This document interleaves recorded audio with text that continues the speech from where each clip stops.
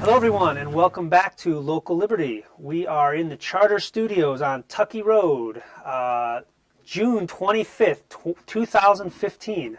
My name is Brian Saucier, together with our co-host Shane Goodrich. We are going to continue the conversation about liberty in our community. The topic for today is going to be an interesting one, a very charged, very controversial topic that captures a lot of people's attention for a lot of different reasons. We're going to be talking about gun control. We have to ban them all because that way we'll be safe. That's pretty much the idea. That is a good lead-in to where I want to dive in. And I would like to start with a little bit about what gun control, how it's affected me. And in a nutshell, what gun control was for me was the singular issue that finally sparked me to the point of questioning everything, of getting to the point of where I reached, said, okay, what I've learned, what I've been told, it doesn't all add up right. And the reason for that, I think, was after Sandy Hook in Connecticut. You saw coming out of the woodwork from every possible angle was this absurd notion that you're safer, I'm safer, we're all safer if we can't keep ourselves safe.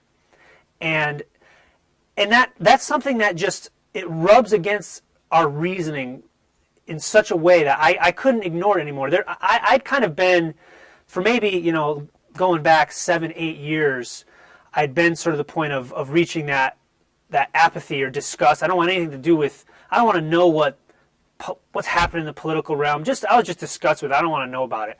And then the whole gun control push, when it flared back up again in the end of 2012 and 2013, that got me to the point of realizing that ignoring things in the way they're going, that's not the way, that's just not a good way to go about life. What is that? One of those quotes. I'm going to butcher this. Ignoring politics is a way to ensure that you are being ruled by your inferiors, or something. I totally butchered that. It's Plato, I think. Yeah, I can't. Maybe not Sorry, Plato. Ryan. All right. So, and that's why I think gun control is such a controversial issue, and that it just, everybody has something to say about it, because it's a really simple issue. It comes down to that notion that it kind of butts heads with a basic law of nature, and that in nature, big fish eat the little fish, and we all become little fish under this concept of gun control, and that's something that you don't need to study. You don't need to spend hours, days, months, years studying something to understand that basic concept of a disparity of force, what that means to an individual or to a group of people. All right, so I want to dive in a little bit about, this show, this show is about ideas. It's about philosophy. It's about the ideas and concepts that build the foundation behind our actions or behind public policy. And as you know, you can't talk about gun control without talking about the Constitution. You have the federal Constitution and you have our state Constitution. This, of course, that's the Second Amendment and Article 1, Section 15 of the Connecticut State Constitution, which is printed on the back of all CCDL shirts. That was a group. Every citizen has a right to bear arms in defense of himself or herself in the state. Article 1, Section 15. Yep. Thank you, Shane. So it's actually explicitly talks about self-defense in our state constitution, which I found interesting because in the U.S. Constitution, some people find it a little confusing what exactly it means. But explicitly in our state, it's about self-defense. And it's pretty darn clear that it's about an individual's right, every citizen. So it's not this whole notion of, everybody loves getting the Second Amendment tangled up in militia, and which is based on generally just huge misunderstanding of that term. So that's the Constitution, and I am glad that the Constitution reflects those concepts. That's a good thing. However, I I want to talk about something deeper that to me is stronger than the Constitution. It's a stronger argument. And then, of course, you have to ask yourself, well, what if some goons wearing robes reinterpret the Constitution, or our friendly legislators amend it? Then we'll say, okay, well, I guess I'm not interested in self-defense or the right to bear arms anymore because they changed the Constitution. No, of course not. So there is something deeper than the Constitution that we all I think connect to in some way. I think we all should connect to in some way. A lot of people, they'll point to the Constitution and go, look, we should do this because the Founding Fathers had good ideas, so let's follow what these people said. But regardless of whether they had good ideas or not, this should be morally a principle that we should apply, that we have the right to defend ourselves, regardless whether there's a Second Amendment or not. That's not so relevant. Sure, it was a good idea, the Founding Fathers had good ideas, but just because some guys 200 years ago said something doesn't make it right. What makes it right is the principle that I have the right, I have my life, and I can defend it against other people that are trying to take it, they are do me harm. That's what matters. Absolutely. And to tie that into the language that we discussed on in some of the Essentials of Liberty series in the first couple episodes, and as well as our introduction, this all ties in. The concept of self-defense cannot be separated from the concept of self-ownership. If you own yourself, then who is anybody else to say how you defend yourself from an attack? That's the part that is deeper than the Constitution. You can consider it on the level of morality, or on the level of just simply of us owning ourselves. And self-ownership is basically the fundamental tenet of liberty. And then a final question on the ideas behind this is gun control. Largely is about possession. It's about possessing something. And tying it back to our previous episode where we discussed victimless crimes. How can possession of anything, merely possessing it, I possess a pen, or I possess a folder, or a piece of paper, or a gun, how can possessing anything be a crime? And that's basically what gun control laws, especially in places like Connecticut, boil down to is it is a felony to possess certain hunks of metal and plastic and wood. So in the concept of victimless crime, if you believe that saying you can't possess certain plants, you think that's ridiculous, then you should also firmly believe that possessing certain inanimate objects being illegal, that is a ridiculous concept. And the gun control advocates will also often use the same kind of logic that the drug warriors will use. Oh, well, some people will use these wrongly. Some people might use such substance and cause harm. Some people might use these weapons and cause harm. Some people might use a car and cause harm. I mean, this argument can be applied to anything. It can be applied to your pen. You could stab me in the eye with that pen right now, so you have to ban that pen. Mm-hmm. We can't do this. With freedom comes responsibility. Yes, there might be some bad people that do bad things, but that doesn't mean that you prevent the good people from possessing those things. That's not a good solution. That's right. And when you jump the gap between possessing a pen to stabbing somebody with a pen, you have crossed the line from a non-crime, a nothing in terms of the law, to an actual legitimate crime. You take a pen and stab somebody with it, you have committed assault. That is a real crime. Back, remember our flow chart, that you have violated somebody's property right. So that's the baseline philosophy, and to me, that's what's most important, because where does the conversation go from here if your foundation is rocky? Then the conversations or the debate or the public policy, it's all going to go downhill if the underlying philosophy is wrong. Right. Or has So holes in it. if you say it's because we should not have gun control because of the Constitution, what happens if the states amend the Constitution? What if there's a popular vote and amends the Constitution, and now it says gun control is legitimate? Oh, well, it's in the Constitution, so now it's legitimate? No, of course not. That's ridiculous. Absolutely. Okay, so I'll move on to another topic is basically just want to talk about this whole, to build on the self-ownership concept of how does one person come to dictate to another person how they can defend themselves. I think that's a really curious idea. So just some quick facts here we have in town, Willimantic and Windham. We've got a population of roughly 23,000 people. Those are the quick numbers I found online in 27 square miles. And we have 42 police in the Willimantic Police Department, and the state police in Windham, I believe 1 or 2 officers is on per shift. And that's, so you want to round that all up. You can call it 50 police officers for 23,000 people. And if you're comfortable that those 50 people on a 24/7, 365 basis, that those 50 people can entirely take care, can handle your protection, fantastic. Now, but then the question becomes, what if somebody else disagrees? How is it that you have managed to make that leap where you have some ownership claim on that person's decision of whether or not they're satisfied with those 50 people, whether or not they can protect them? This is besides just the logic problem here, because there's only this many people. They can't be everywhere at once. Of course. So if I'm on the street getting robbed, hold on, sir. Let me get my phone out. Willimantic PD, yeah, I got someone robbing me at gunpoint. Oh, no, he has a knife. Yep. Oh, yep. I'll wait. Just hold on. That doesn't make any sense. It's not going to work. The guns, you need guns to defend yourself in the worst of times. When the police aren't around, when they're not there to protect you, because they usually aren't, because they can't, because it's not feasible. Right.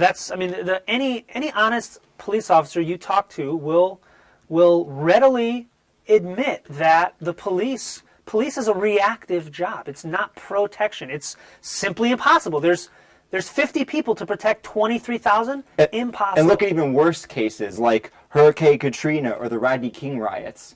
Then the police just disappeared in certain neighborhoods. They actually weren't even around. They did more than So even if you called them. Yep. Yeah, you're right. The police not only disappeared, but that was an ugly, ugly scenario. The police actively disarmed the citizens that they knew had weapons. And you wonder why people are hesitant to register their firearms. Because that was one very ugly example we got of the American police state was New Orleans, Katrina, the police actively going around and disarming citizens that were merely trying to protect themselves. That was disgusting. So basically, where that wraps up is if you're comfortable with the standard or the profile that the police are going to provide all the protection you need, good for you. You just have to ask yourself this question. I think you have to justify to me or to somebody else of why you have some say over how I play that decision out in my head. And I'm 17 miles from the barracks in Colchester, 17 miles from Colchester Troop K to my house. If that one police officer is tied up on a traffic stop that happens to be in our town, it's going to take 25, 30 minutes for somebody to get to my house. So it's just absurd beyond absurd for somebody to suggest that I should not be able to decide what's the best way for me to defend myself, my family, my property. And of course, we're not saying that you have to own a gun. That's your business. You don't want to own a gun, you don't want to have weapons in your house, fine. But let us have the choice for ourselves. Of course, yep. All right, so I think lots of folks are listening to this conversation, even if you have no interest in firearms for personal protection, or you've never cared to give this a thought either way. Most folks are kind of like, yeah, I don't care if you own a gun, just don't shoot me with it. That is the standard. I mean, most folks get liberty in this way. It's just natural. We don't want to control other people. But then why does this get so much attention all the time? Why is this always a headline? We saw Sandy Hook. We saw what happened after that. And, rinse and repeat through every exploitable situation involving a gun. this comes back around. We saw it's coming back around right now, full steam again after what happened in Charleston. Why does this keep coming back? We don't hear about people saying, I don't know, mechanic control. You can't decide. We're going to suppress your ability to fix your own car, or if you prefer to treat yourself when you get sick to a certain degree, you can still do that on your own. Or if you want to grow some potatoes on your own versus going to go to the store, you say, I'm going to choose self-potato production versus relying on the community or collective model. Why does none of that stuff get any attention?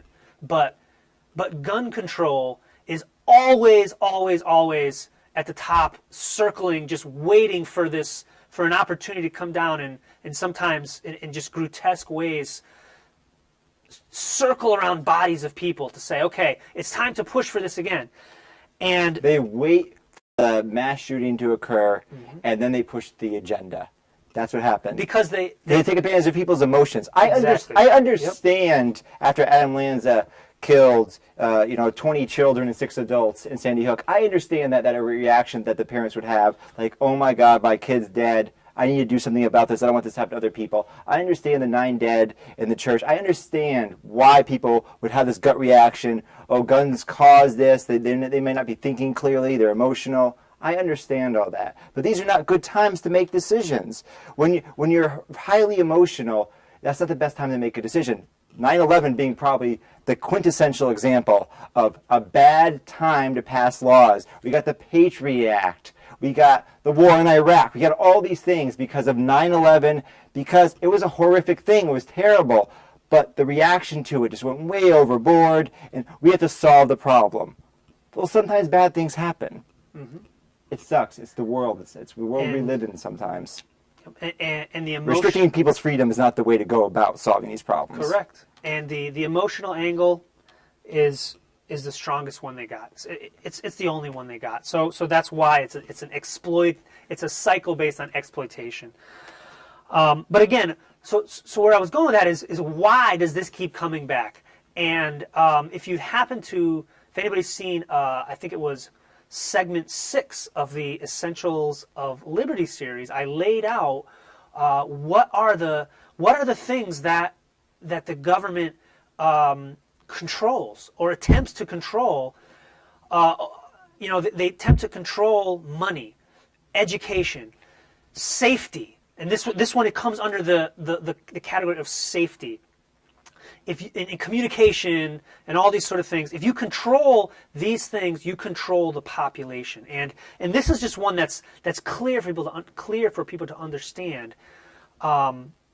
When an individual is defenseless, that's a state that a criminal would prefer them in, of course. And when a population is defenseless, that is a state of existence that a government prefers its population in. The government wants us to be dependent on them in any way it possibly can, and being dependent on the government for protection, for physical protection, that's one of the things that they hold most, they guard most jealously, is that monopoly on protection. This is what happens with totalitarian governments. They take over a state, and one of the first things they do is they implement gun control. They say, oh, turn in your weapons. This is what happens. This is the first step.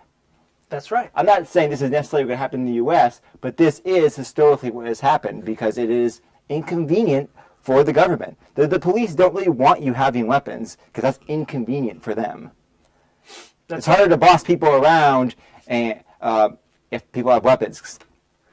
Right, and it's one of those topics that if you're exposed to what we're talking about, if this is a new exposure and you hear these things, it's such a foreign idea. It makes your skin crawl, but it's reality, it's history, and it comes from understanding.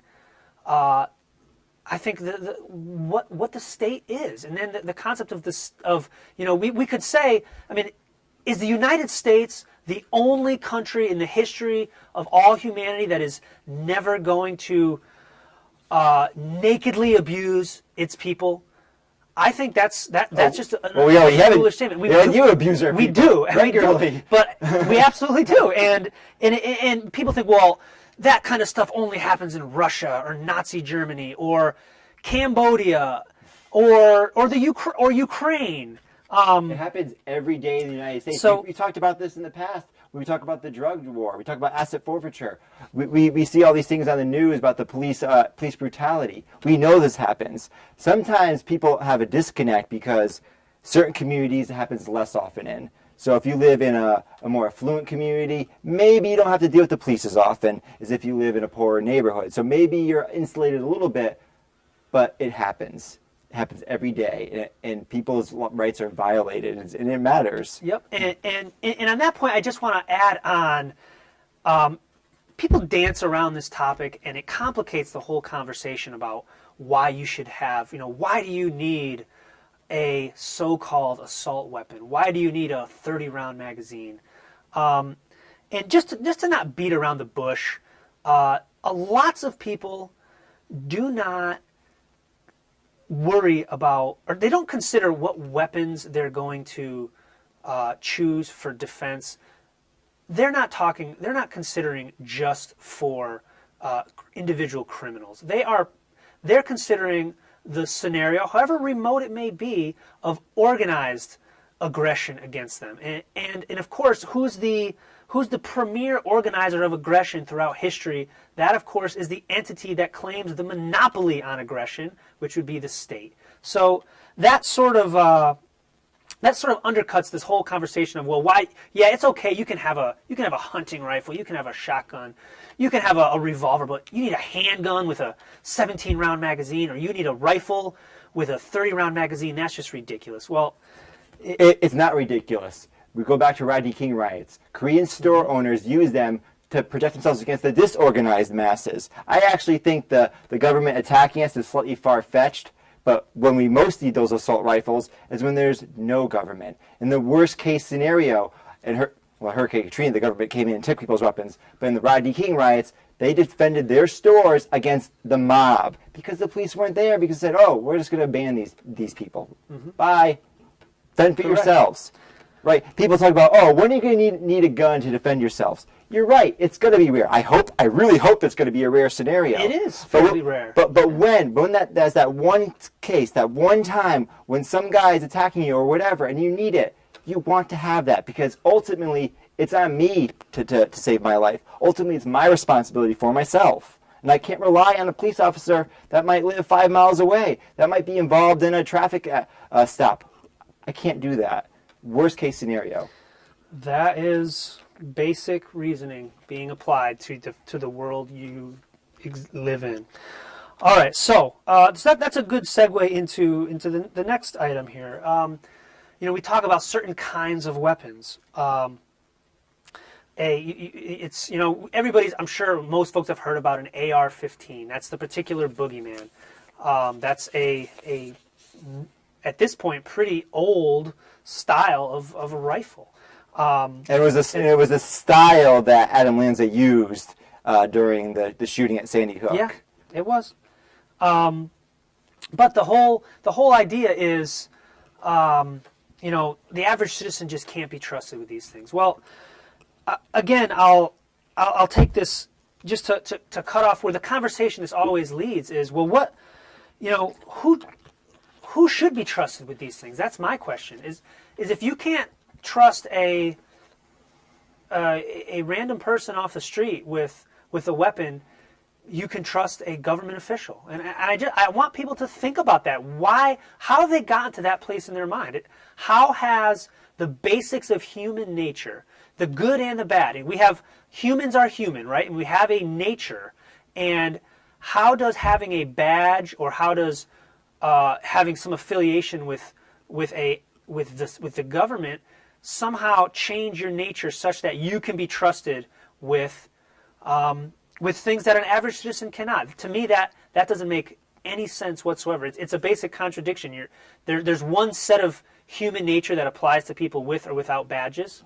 It doesn't follow from basic reasoning. And of course, in many small towns like Willimantic, it's just police theater. they don't actually need the assault rifles. I mean, I've seen SWAT where I live break into houses next door to capture one dude, and there's the armored vehicle, 5 cars, and 15 dudes, and they have assault rifles. What are they doing? They have a battering ram. It's just it's police theater. It's just like we talk about the MRAP. They don't actually need it. It's just costing the taxpayers more money for no reason.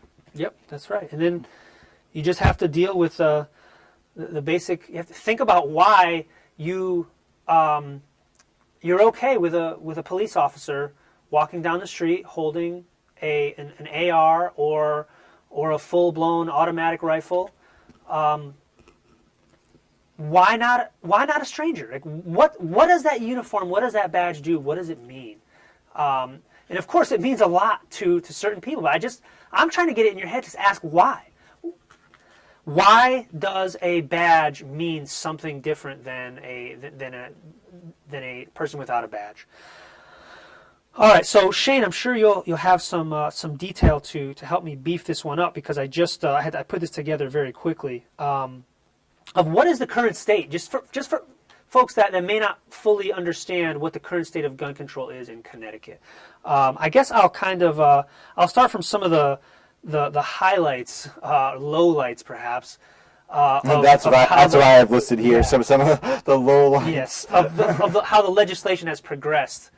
And I want to say in the 50s or 60s, the permits for pistols and for carrying a pistol started. That process began in Connecticut, and over time, that steadily became more cumbersome, more onerous, more expensive, to the point where today it's $300-400 plus to get a permit to defend yourself with modern technology. And after Sandy Hook, the governor on 4/13 signed into law sweeping new legislation that added numerous new regulations. Yep, I'm going to get to that one, because that's the one that I'm actually familiar with in detail. The history, I wasn't paying attention before then, but what was signed in 2013, I'm familiar with.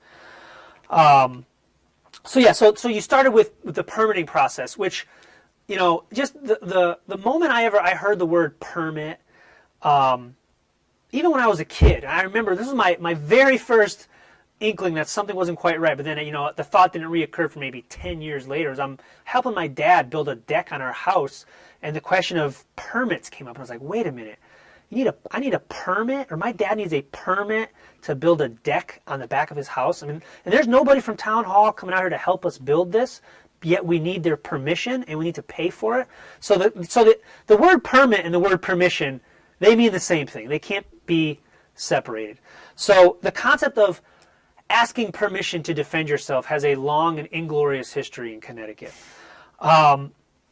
Then through the 60s, 70s, 80s, there may have been some other laws that, there probably was plenty of other little incremental ratchets in the squeeze, but most of the action was at the federal level. And then coinciding, I want to say 93, 94, the first assault weapons ban at the federal level coincided with the same push in Connecticut. So Connecticut was one of maybe 5 states that enacted a assault weapons ban in 1993, 94 that set a whole bunch, and it started the trend of arbitrary features having some meaning in law. There's a great website. I hope it's still up. I actually meant to check. The website is assaultweapons.info.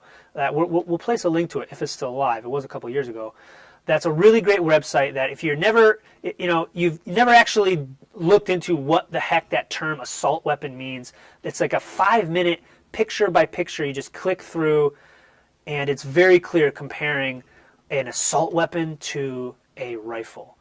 And this is just in the political terminology, I mean, and you'll see that what a silly term and a use of misleading and misguiding people this whole assault weapon concept is, because really what it keys off of is the fact that there's been a style of rifle, AR-15s and the like, that look kind of similar to military weapons, and that's been exploited and played upon a million times over just to confuse people.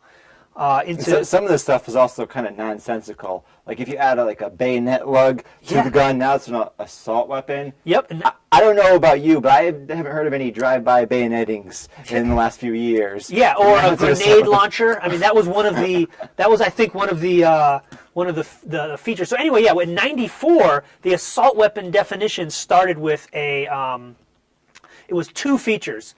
If you had 2 scary features, you were banned. It was a banned gun at 2. And those features were a pistol grip, a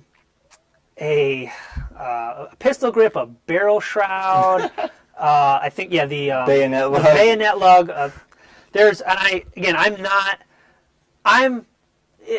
Maybe as you can see now, I am not what you might call like a firearms enthusiast. Like I don't. Neither of us are. I'm not either. Right. I'm an owner. I occasionally train with firearms to the extent that I can.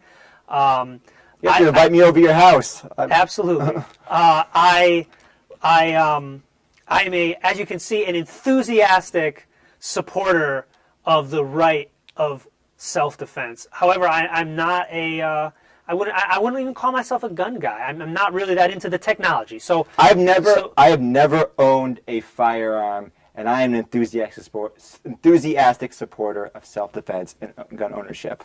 I've never owned a firearm. That is the way to be. Mm-hmm. The second part, not the never owned a firearm. So there's 5 features, there's 2 features that got you on the list of bad, scary, evil, must be banned, must be a felon if you own this hunk of metal, assault weapon. Fast forward past. And then, of course, there's always the ratcheting effect. Every time something comes up, there's some push to tweak this, to tighten this, to reduce the ability of somebody to defend themselves, make it harder, make it more expensive. Constant. Whoops! Sorry, I just threw my pen. Constant flow. Now he's assaulted me, folks. That's potentially an example of a real crime. So, fast forward past Sandy Hook to 2013. And then we get to SB 1160. That was the Senate bill, which turned into Public Act something.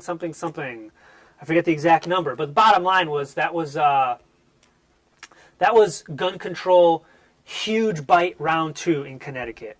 And what that did is that changed the feature test from 2 equals evil scary down to 1 equals evil scary, which greatly expanded the number of guns. Oh, that was the one. And then the second piece that was hugely impacting was a 10-round magazine limit, which affects millions of handguns. The magazine limit was the one that got more people's attention than the expansion of the assault weapons ban, because it affected more people.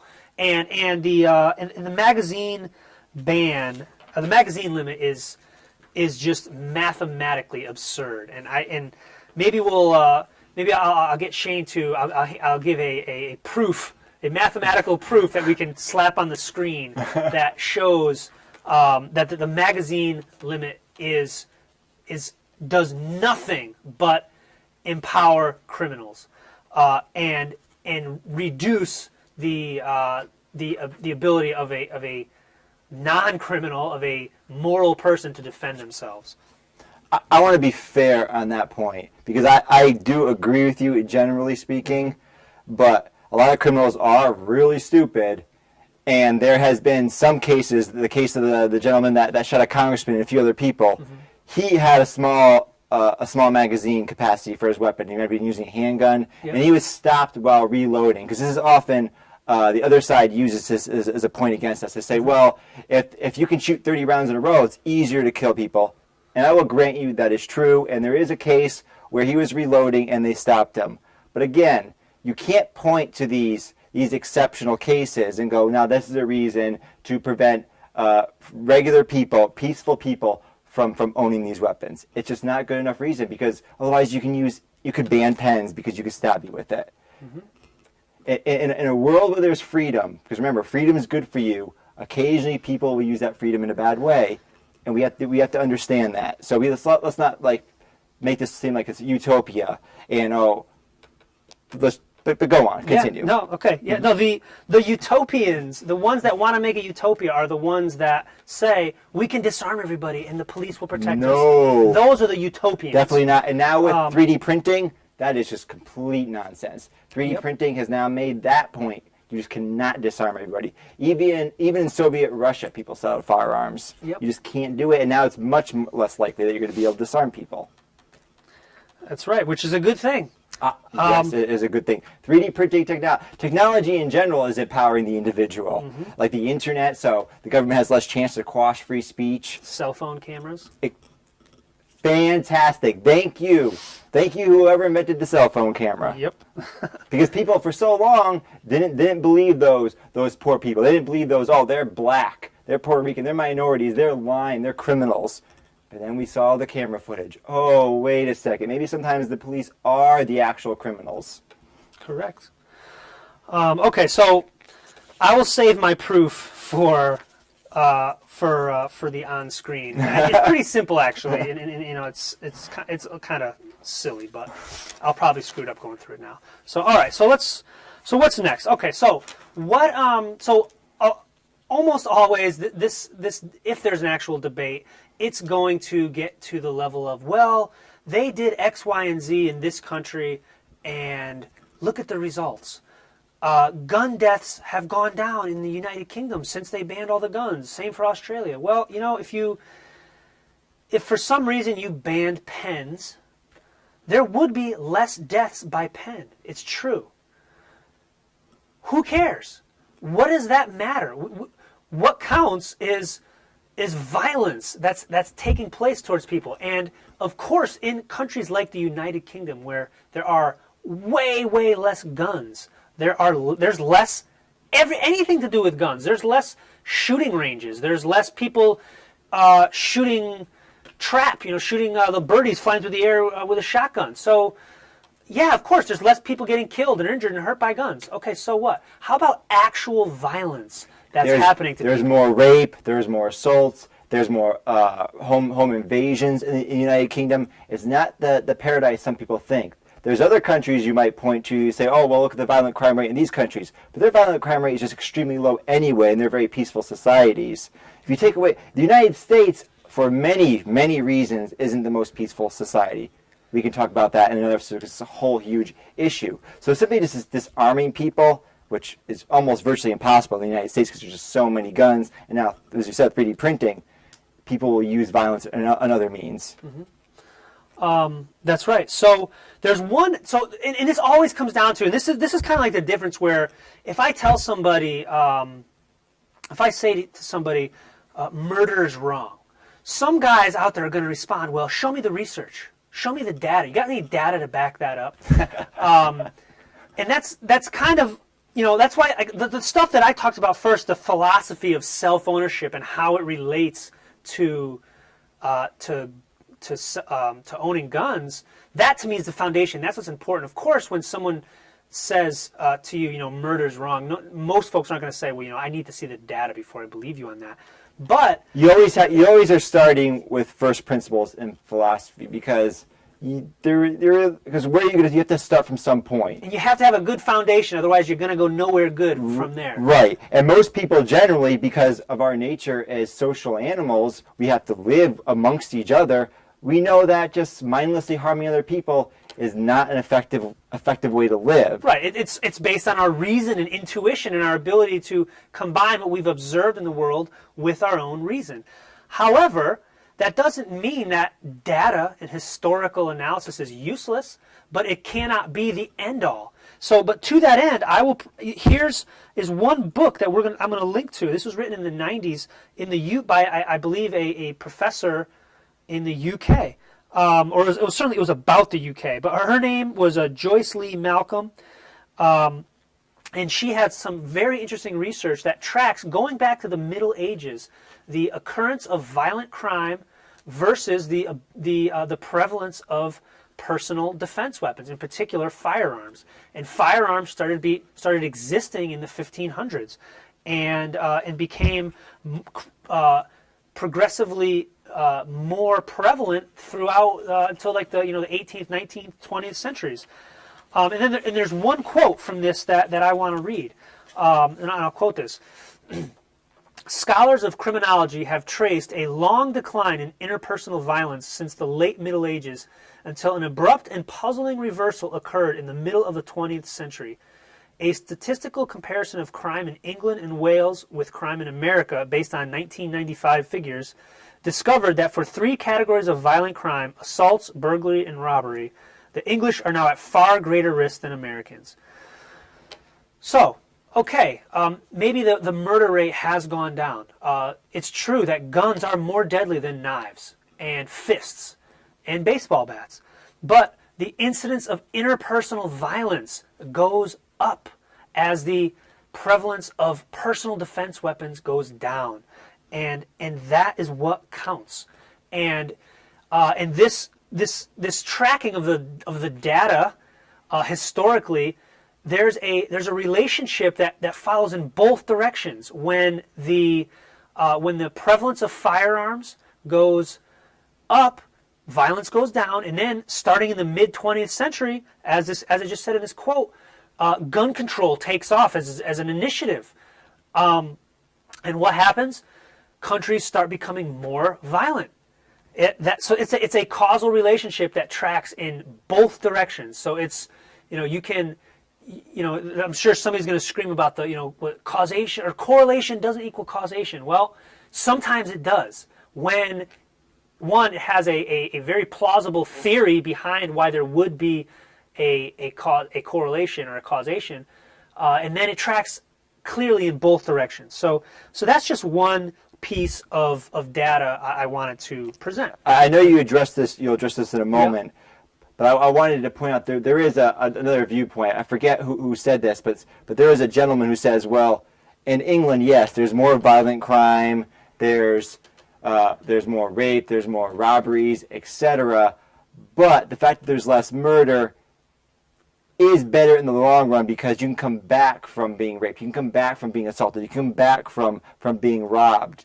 But you actually deal with this issue later on. When you talk about the woman, the elderly, guns are the great equalizers. Sam Colt? Is that who you Yes. Oh, that is a Sam Colt. Yeah. Because if you're a female, let's take me for example. I'm 6'2", I'm 185 pounds or so.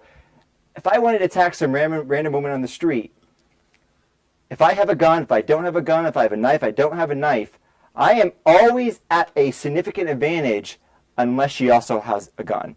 Regardless of whether I have a gun or not, that's the only time when there's any kind of equalization. Anytime she has a chance against me, unless she's an MMA fighter or something, but the average female, I have a great advantage. So again, this goes back to that situation where, yes, it's unlikely to happen, but if it does happen and someone's attacking you, you'd rather have that gun than not, regardless of whether he has a gun or not. Go, okay, if we have our magic world with no guns, so I have no gun now. Now I'm attacking this female. Okay, let's say I have no weapons. It's just me. It's just me versus her. She has no chance. But with that gun, she now has a chance. That's the great equalizer. It's the great equalizer. That matters to me because it's under your own personal control to defend yourself, and this gives you that opportunity. And by denying that opportunity, to me, it just seems so incredibly immoral and cruel. I mean, because I'm not the guy that's worried as much maybe about being raped or attacked by some random other person. I might have a chance to defend myself just physically with my fist, or maybe I have a knife. But the 5'4", 110-pound woman, that's not going to be the case, and it's just so terribly wrong to disarm her. Just it's mind-boggling. That's right. Well, that's why you'll see some of the strongest supporters of the right of an individual to defend themselves, how they choose best, are women, because they get it. That's just physics. That's just basic reality 101. And in the quote that I had in here that you were hinting at, I think was it was Sam Colt, guy from Connecticut, that his business is going bankrupt thanks to our wonderful economy. But another topic. Basically, the quote is, God created man, but Sam Colt created us equal. And again, I think I butchered that quote. I'm not having but Sam Colt made us all equal. I'm not having a off-the-cuff quote remembered tonight. Anyway, that's the gist, is that man, woman, young, old, strong, weak, technology has done a beautiful thing for us in that just like the cell phone, what it's done for empowering an individual against the collective, firearms have empowered any individual against any other individual. It is absolutely an equalizer, and that is such a good thing. An armed society is a polite society. It's because of that. It's because a huge 6'10", 300-pound bully is going to think twice about a 105-pound woman with a gun. Yeah, and also with guns, the training, because we've had weapons for a long time, but to try to learn to use a sword or a bow and arrow, I mean, that takes a long time. The gun, also, you can learn to be proficient at using the gun sooner. And we recommend at Local Liberty that you learn to use a gun responsibly. We're not just saying, go buy a gun and start shooting because you have no idea what you're doing. Of course, we want people to understand how to use the weapon. Yep. Absolutely. So, all right, one last thing that we jumped ahead a little bit, but on data. Another thing, and again, data is not my primary focus. My focus is the philosophy, but the data is there as well. I'd encourage you to look up a guy named John Lott.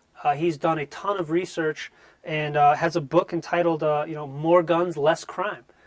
That it speaks to what we've been discussing here about what the ability to defend yourself and and recognizing the right to defend yourself is also hugely important. That's something else that's really under attack in this country, and it's absurd what it's come to a level in the UK where you can literally be arrested for defending yourself. It's what an immoral philosophy. Yeah. There's other countries where they don't have the stand your ground law in your house. They don't have the castle law. Someone breaks in your house, you're supposed to run. What the hell is that? Is garbage, people. That is garbage. If that sounds insane to you, it's because it is insane. Okay. I'd like to close with one other quote that I wrote down because I'm not good at remembering it. Right? This is from a gentleman named Stefan Molyneux. Has a big YouTube channel online, talks about a lot of varied topics. But one of them was gun control. And here's his quote. If you are for gun control, then you are not against guns, because guns will be needed to disarm people. So it's not that you're anti-gun. You'll need the police's guns to take away other people's guns. You're really very pro-gun. You just believe that only the government, which is of course so reliable, honest, moral, and virtuous, should be allowed to have guns. There is no such thing as gun control. There is only centralizing gun ownership in the hands of a small political elite and their minions. So that's a good thought to close with. That is a great quote. That's excellent. I didn't read this beforehand. I love the quote. Yes, lots of good quotes from that guy. But that one, great for this topic. We are just about out of time. I had something I wanted to mention. I'm sorry, go ahead. Check out our website, localliberty.org. Either tonight or tomorrow, I'm going to have my first article up on there. I'm going to try to write somewhat regularly, and we're going to add some of the statistics that maybe we don't talk about in the show. Eventually, I'm going to try to add some of those to my articles, to my writing. We also have our YouTube channel, Local Liberty. We have our Facebook page. Like, subscribe, and share. What is our email address? localliberty.ct@gmail.com. Excellent. So check us out everywhere we are. Localliberty.org is the website. Yes, thank you for reviewing that, Shane. Anything else? That's it. All right. So thanks a lot for listening. We hope this has given you something to think about. Please share some of the ideas we've discussed with your family and friends. Please share with us. Get in touch with us. Tell us what you think about what we have to say. Love it or hate it. I'm Brian Saucier, and this is Shane Goodrich, and this is Local Liberty. Thanks for listening, and we will see you next week.